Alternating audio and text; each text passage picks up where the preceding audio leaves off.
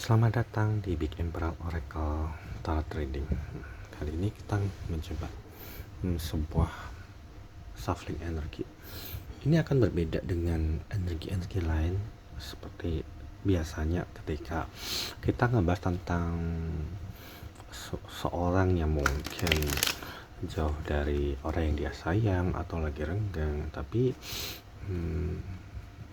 kayaknya kita harus mencoba mensafal apa yang terjadi pada orang-orang yang mungkin tinggal serumah ya, tapi ini mungkin nggak semua orang.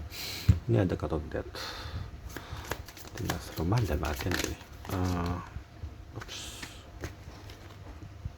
abundance, sufferance. Kadang-kadang ada orang-orang yang mungkin terlalu impulsif untuk melakukan, untuk tinggal bareng ya. Entah ini nggak selalu tentang seseorang yang menikah lalu tinggal bersama. Ini juga bisa juga tentang pasangan muda, entah kumpul kebo atau juga dalam pertemanan mungkin ngekos bareng karena mungkin masih satu kerjaan atau semacam itu.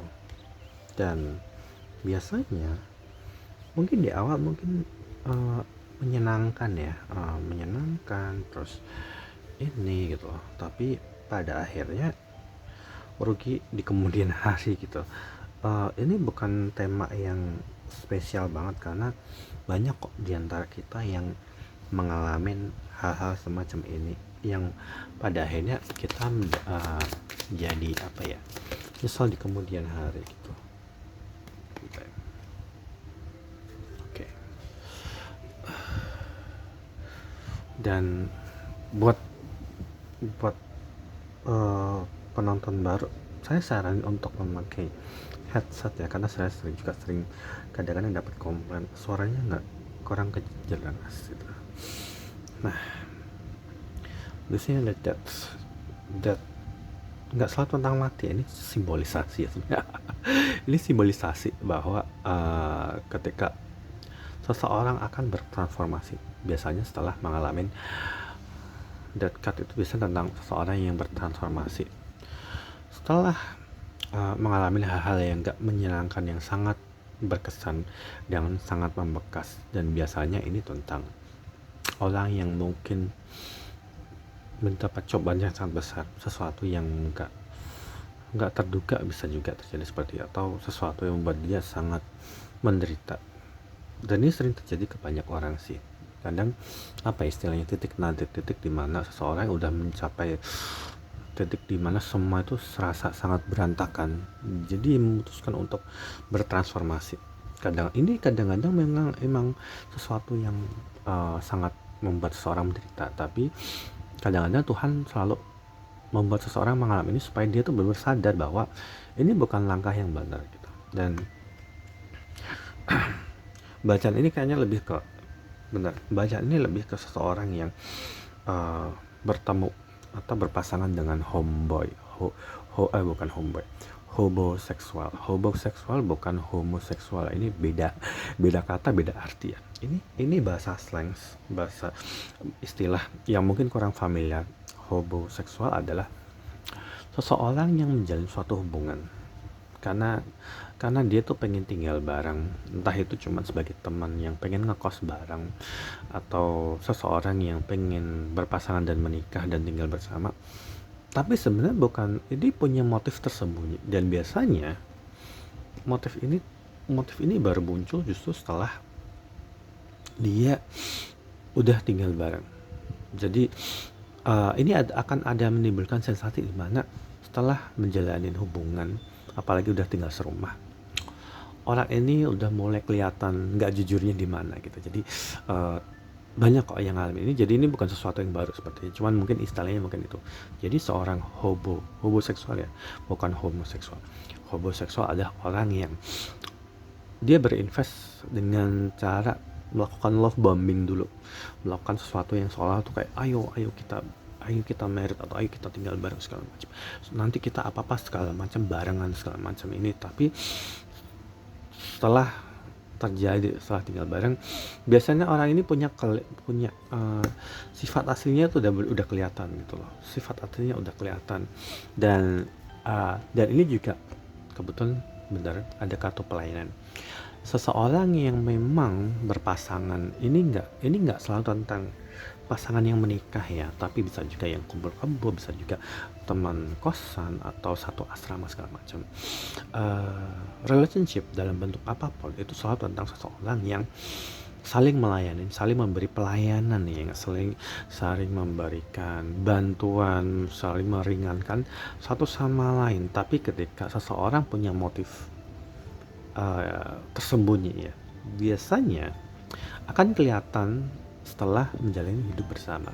Jadi kadang-kadang kita punya istilah bahwa kalau kamu pengen tahu sifat asli seseorang, kamu cobalah dengan uang, dengan kamu minjemin duit. Itu salah satunya juga adalah kamu tinggal bareng sama orang ini, barulah ketahuan sifat aslinya kayak gimana, bagaimana dia melayani, bagaimana dia bantu-bantu dalam itu.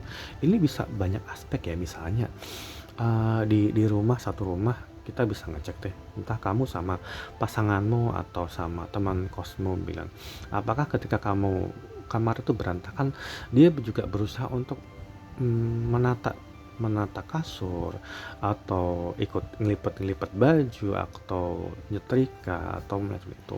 Atau ketika kalian masak, apakah kalian berdua itu bisa saling membantu menyiapkan makanan, merapikan dapur, nyuci piring, terus mungkin ngepel lantai segala macam.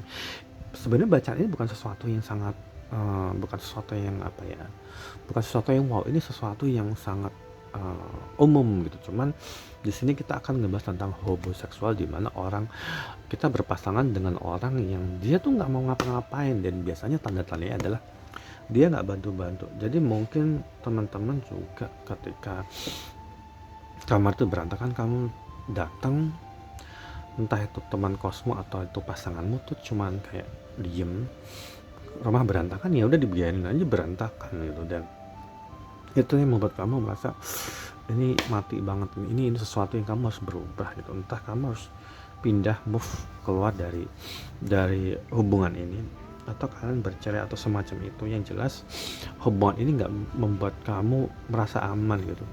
Hubungan ini membuat kamu sangat khawatir karena ternyata kamu tahu sifat asli dia gitu.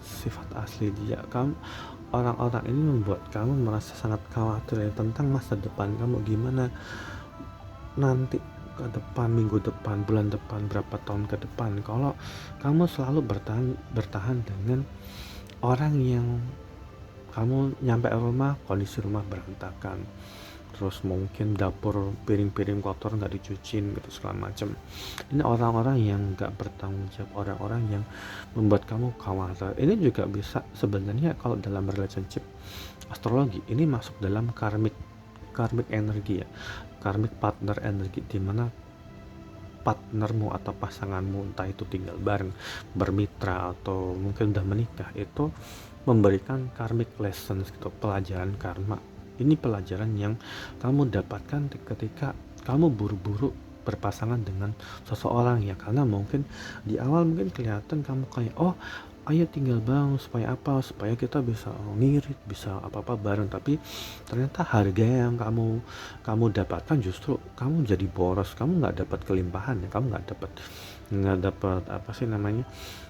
dapat nggak bisa nabung, justru kamu makin boros. Kenapa? Mungkin pas sama orang ini akhirnya kamu ketahui bahwa sifat asli teman kosmu atau pasanganmu atau istrimu itu atau suamimu itu orangnya boros, orangnya nggak mau patungan, istilah tanda kutip ya, sekalipun mungkin kalau sebagai ini konteksnya suami istri mungkin ya tanggung jawab suami lah gitu.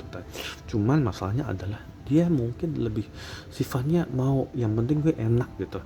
Ini kamu akan tahu sama, dan ini juga akan related dengan bacaan tentang seseorang yang memutuskan untuk menikah sebenarnya karena dia menjadikanmu sebagai pelarian. Kalau orang ini cewek, orang ini pengen kawin sama kamu karena lihat kamu kaya, lihat kamu mapan, lihat kamu punya punya duit, terus kamu udah punya rumah, dan yang dia ngerasa dia nggak betah sama ortunya, atau dia udah nggak pengen kerja gitu. Jadi banyak loh yang ngalamin kayak gini, dimana makanya ini selalu menjalin suatu hubungan memang dibutuhkan kejujuran ketika kamu pengen jalin relationship.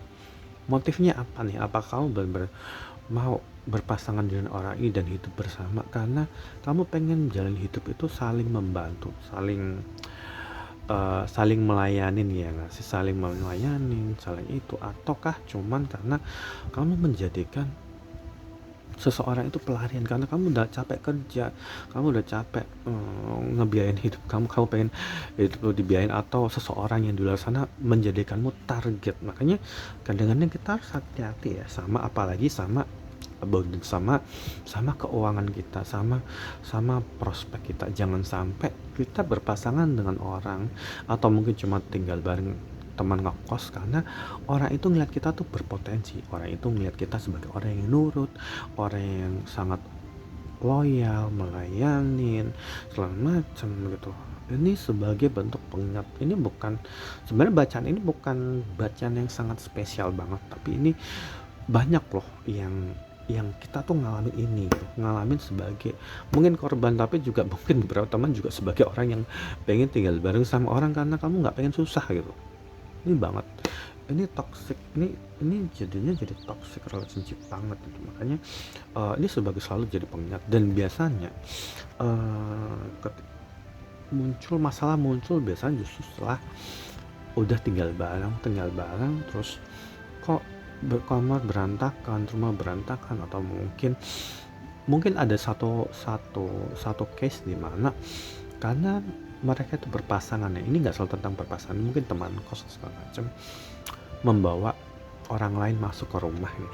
Ini sesuatu yang agak sensitif ya, tapi kalau orang ini mungkin teman kos, mungkin tanpa izin gitu bawa teman dari luar, terus mungkin entah barangnya berantakan, atau mungkin ada yang hilang, atau ya gitulah, atau melakukan ini gitu di situ, dan yang tinggal di sini nggak terima. Atau ini juga tentang seseorang yang pasangan suami istri setelah karena pernikahan itu nggak bahagia. Ini juga sesuatu yang harmonis karena nggak ada servis yang satu sama lain saling memberikan pelayanan gitu, sehingga kesalahan selalu ditimpakan kepada satu pihak, dan itu membuat orang ini sangat khawatir apa ya yang akan terjadi di masa depan ketika kita selalu bertahan pada pasangan yang homoseksual, orang yang enggak berinvest, orang yang cuma menjadikan tempat tinggal itu sebagai bentuk pelarian dan penyamayan tanpa dia nggak melakukan pelayanan itu gitu. Dan ini juga kadang-kadang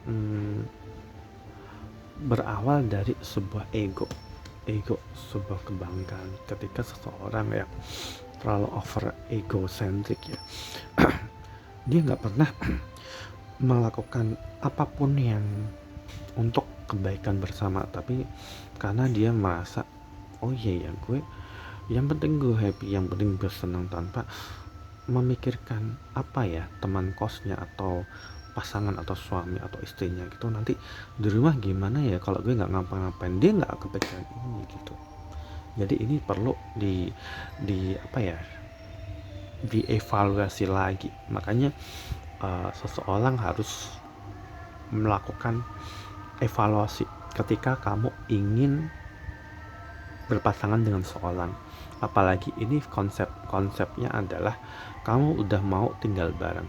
Jadi ini juga sebagai pengingat ya, kamu akan bertransformasi biasanya setelah kamu bertemu dengan teman kos, tinggal bareng atau seasrama dengan orang-orang yang homoseksual, orang yang menjadikan rumah itu sebagai bentuk pelarian gitu, sehingga akhirnya kamu menderita.